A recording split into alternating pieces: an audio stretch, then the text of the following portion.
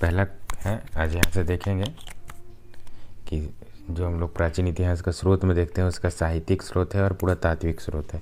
क्या है? साहित्यिक स्रोत और पुरातात्विक स्रोत। पहला जिसमें साहित्यिक स्रोत में हो जाएगा ब्राह्मण साहित्य, जिसमें ऋग्वेद, सामवेद, यजुर्वेद, अथर्ववेद, ब्राह्मण, आरण्यक, उपनिषद और महाभारत, रामायण, पुराण है। जिसमें बौद्ध साहित्य में विनय पिटक, सूत पिटक, अभिधम पिटक, महावंश, दीपवंश, ललित विस्तार, दिव्यवादन, बुद्धचरित्र, बुद्धचरित्र जो अशोकोश, महाविभास, वसुमित्र जातक के आदि ग्रंथ में से हमको बौद्ध साहित्य का ज्ञान प्राप्त होता है। जिसमें बौद्ध जो भी बहुत बौद्ध साहित्य है इनमें से हम लोग का ये सबसे हमको प्राचीन इतिहास के बारे में जानकारी प्राप्त होता है। दूसरा जैन ग्रंथ। जैन ग्रंथ में हो जाएगा कल्प सूत्र, भगवती सूत्र, आचरंग सूत्र आदि। और ऐतिहासिक स्रोत में हो जाएगा, ऐतिहासिक स्रोत में अगर हम लोग बात करें, ऐतिहासिक स्रोत में राजतरंगिणी जो है वो कल्हण के द्वारा लिखा गया है। किसके द्वारा लिखा गया है? कल्हण के द्वारा। और पृथ्वीराज रासो के रचयिता कौन है? चंद्रबड़ दाई। हर्षचरित कौन लिखे थे? बाणभट्ट। मुद्रा राक्षस का कौन हो जाएगा? विशाख दत्त। अर्थशास्त्र के लेखक कौन है? कौटिल्य।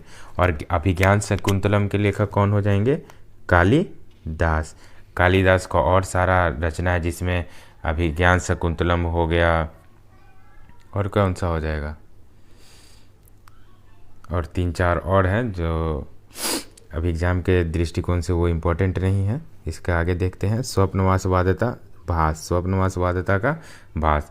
और राजाओं द्वारा रचित साहित्य है जिसमें अगर हम लोग देखें तो हर्षचरित जो बाणभट्ट है उन्हीं के द्वारा भी कुछ हर्षवर्धन के काल में लिखा गया है, जैसे रत्नावली, नागानंद। जैसे आप लोग हर्षवर्धन का देखोगे तो रत्नावली, नागानंद और प्रियदर्शिका, ये बोला जाता है कि बाणभट्ट ने ही लिखा है, लेकिन उस पर हर्षवर्धन का नाम अंकित कर दिया गया था। नेक्स्ट देखेंगे, हाल में सातवाहन, जो हाल उनका सातवाहन वंश है उसमें गाथा सप्त सती लिखा गया है। महेंद्र वर्धमान जो पल्लव वंश के थे, मतविलास प्रहसन लिखा गया है। सोमेश्वर चालुक्य का मानसोल्लास लिखा गया है। साहित्यिक स्रोत ग्रंथ में प्रमुख तथ्य है जो कल्हण की राजतरंगिणी है जो संस्कृत भाषा में है। कल्हण की जो राजतरंगिणी है वो किस भाषा में है? संस्कृत भाषा में। पहली बार ऐतिहासिकता की झलक इसी ग्रंथ में मिलती है। क्या मिलती है? पहली बार ऐतिहासिकता की झलक इसी ग्रंथ में मिलती है। महावंश एवं दीपवंश बौद्ध ग्रंथ है, दक्षिणी बौद्ध मत के ग्रंथ है। जो महावंश एवं दीपवंश है वो बौद्ध ग्रंथ है। कौन सा ग्रंथ हो जाएंगे? महावंश और बौद्ध वंश दोनों बौद्ध ग्रंथ है, जिसमें दक्षिणी बौद्ध हो जाएंगे उनके मत यानी उनके विचारों के ग्रंथ है। ललित विस्तार, बौद्ध जो ललित विस्तार है बौद्ध ग्रंथ, उसकी रचना नेपाल में हुआ था। यानी अगर क्वेश्चन पूछा जाएगा कि ऐसा कौन सा बौद्ध ग्रंथ है जिसकी रचना नेपाल में हुई थी, तो ललित विस्तार। नेक्स्ट क्वेश्चन देखेंगे, इसका नेक्स्ट पार्ट। पाणिनि ने पहले संस्कृत व्याकरण अष्टाध्यायी की रचना की थी। अगर देखा जाए कि पूछा जाएगा क्वेश्चन कि पहले संस्कृत व्याकरण की रचना किसने किया था, तो पाणिनि ने। पहले संस्कृत व्याकरण की रचना किसने किया था? पाणिनि ने। उसके बाद नेक्स्ट इंपॉर्टेंट क्वेश्चन देखते हैं। पतंजलि ने महाभाष्य की रचना की जो कि पाणिनि के अष्टाध्यायी पर आधारित है। पतंजलि ने महाभाष्य की रचना की जो पाणिनि की अष्टाध्यायी पर आधारित थी। पतंजलि जिसका वगैरह एग्जाम्पल ले सकते हैं, पतंजलि जो रामदेव बाबा का प्रोडक्ट का नाम रहता है, पतंजलि जो ब्रांड है उनका पतंजलि। पतंजलि की रचना कौन ने किया? महाभाष्य ने, ठीक है।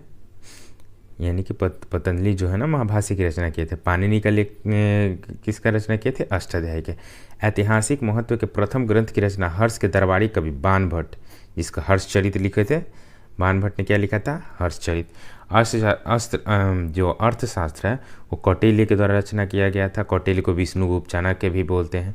मौर्यकालीन राज्य व्यवस्था का चित्रण करती है, यानी मौर्य वंश में कैसी चित्रकला थी, और चित्रकला नहीं, उसके राजनीतिक स्तर को वो चित्रण करती है। और मौर्य वंश के संस्थापक कौन थे? तो चंद्रगुप्त मौर्य थे। उसमें सबसे प्रतापी राजा कौन हो गए थे? तो सबसे प्रतापी राजा आपके अशोक थे।